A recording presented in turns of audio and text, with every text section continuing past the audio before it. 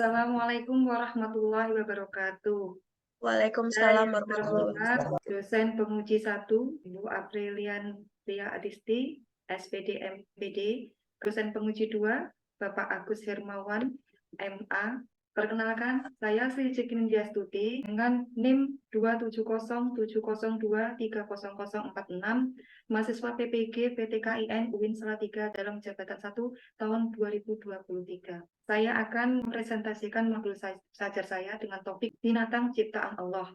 Informasi umum, nama guru Sri Cikling Diastuti semester 1 minggu ke-9. Nama RA Darussalam kelompok B. Topik binatang ciptaan Allah, subtopik aku suka makan ikan. Landasan Al-Quran yaitu Quran Surah Al-Ma'idah ayat 96. Dihalalkan bagimu binatang buruan laut dan makanan yang berasal dari laut sebagai makanan yang lezat bagimu dan bagi orang-orang yang dalam perjalanan, dan diharamkan atasmu menangkap hewan darat selama kamu sedang ihram, dan bertakwalah kepada Allah yang kepadanya lah kamu akan dikumpulkan. Indikator adalah jujur, amanah, dan berkata bijak. Kata jujur menyampaikan informasi yang sebenarnya. Alokasi waktu 5 pertemuan 900 menit dengan jumlah siswa 10 anak. P5RA nilai-nilainya adalah nilai moderasi, elemennya kebinekaan global, mendalami budaya dan identitas budaya, mutawanah, kemudian menganalisis dan mengevaluasi penalaran, tatawur, wa ibtikor. Nilai karakternya adalah bernalar kritis dan akomodatif terhadap budaya. Model pembelajaran adalah tatap muka. Target peserta didik siswa kelompok B usia 5-6 tahun. Tujuan pembelajaran membiasakan sikap sportif dalam bermain, hafalan surat pendek, Quran surat Al-Quraish, hafalan hadis-hadis pendek, hadis kebersihan, hafalan doa-doa sesudah wudhu, mengucapkan kalimat thayyibah, sabar mendengarkan ketika orang berbicara, menjawab pertanyaan dengan tepat, menentukan mana yang harus dipilih dan menciptakan solusi permasalahan, dan menyajikan kemampuan keaksaraan awal berbagai bentuk karya. Kata kuncinya adalah binatang ciptaan Allah, ikan, dan flashcard. Deskripsi umum kegiatan, topik ini anak diajak untuk melihat video tentang berbagai macam ikan, agar anak-anak mengetahui macamnya, cara memilih ikan segar, gizi pada ikan, dan sekaligus mengetahui apa manfaat mengkonsumsi ikan. Kegiatan lain yang dilakukan adalah mendengarkan cerita rakyat, serta peraturan sebelum main yang akan dilakukan. Anak juga akan diajak untuk bermain tradisional menjaring ikan. Anak-anak juga akan menyanyikan lagu Gemar Makan Ikan dan menuangkan dalam bentuk hasil karya. Pada puncak tema, anak diajak untuk mengobservasi ikan secara langsung dan membuat masakan pepes ikan. Dengan kegiatan observasi, bernalar kritis dapat memacu rasa keingintahuan anak dan memberikan pengalaman yang bermakna. Sarana prasarana, laptop, API indoor, flashcard, peralatan memasak dan alat tulis, serta buku cerita. Komponen inti, dalam 5 hari kami bagi menjadi 5 kegiatan. Dan pertama, pengenalan anak tentang macam-macam ikan, kemudian bagian tubuh ikan, dan beserta manfaat ikan yang membuat kita menjadi cerdas. Kemudian hari ketiga, kandungan gizi ikan, protein, vitamin A, vitamin mineral, dan lemak. Hari keempat, cara memilih ikan segar, insang, merah, mata bening, dan tidak berbau. Kemudian macam-macam olahan ikan. Asesmen, saya mengemukakan tentang rubrik penilaian dengan tujuan pembelajaran mampu melakukan keaksaraan awal dalam berbagai bentuk karya dengan baik. Hasil pengamatannya dengan konteks memahami huruf, menyusun huruf dengan flashcard, dan menyusun huruf tanpa bantuan guru. Kejadian yang diamati, anak memahami huruf, dapat menyusun huruf dengan flashchart, dan anak menyusun huruf tanpa bantuan guru. Penilaian menggunakan checklist, catatan anekdot, dan hasil karya.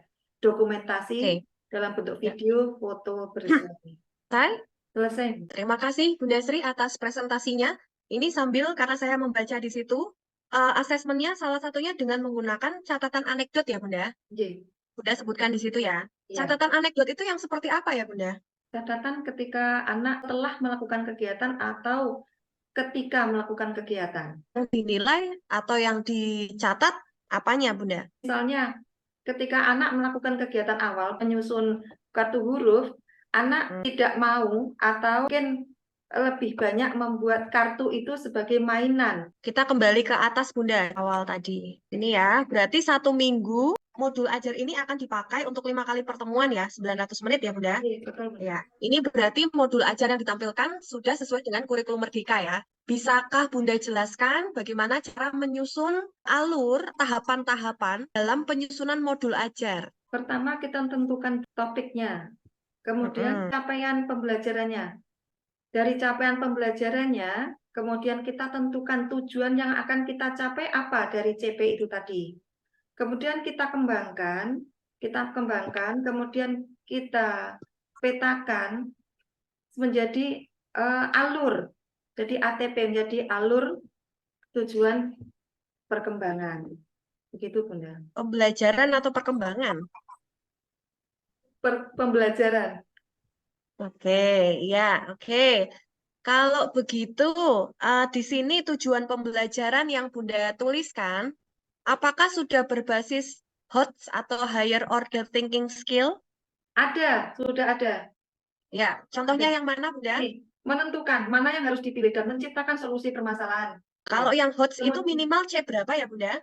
456. Kalau dari modul ajar yang Bunda tuliskan di situ, teori pembelajaran yang kira-kira dipakai dalam Bunda menyusun modul ajar ini menggunakan teori apa, Bunda? Saya memakainya discovery learning. Model. Kenapa di situ tidak dituliskan? Pertanyaan saya adalah teori belajar, assessment sumatif dan formatif yang seperti apa? Kalau asesmen formatif itu lebih ke prosesnya, Bunda.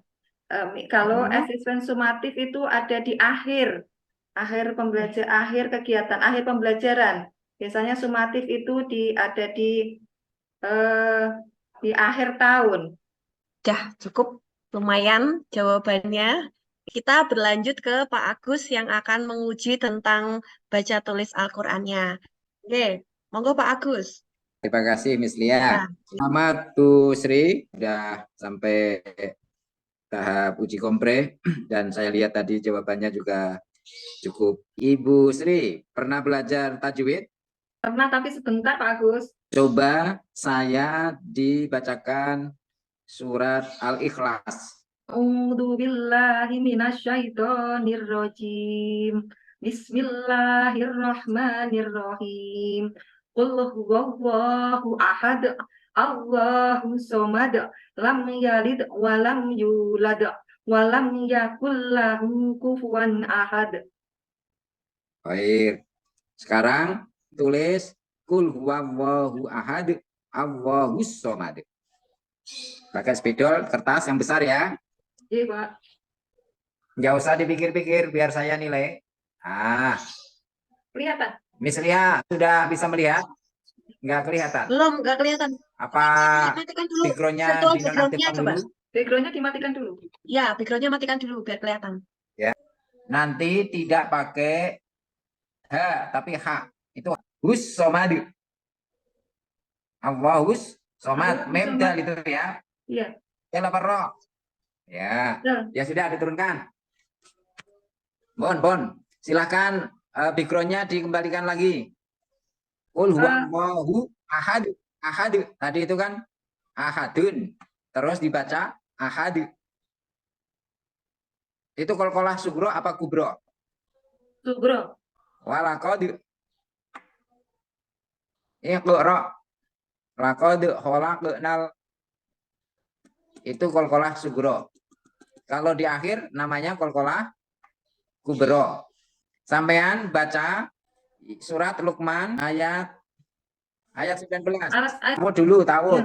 A'udzubillahi Bismillahirrahmanirrahim.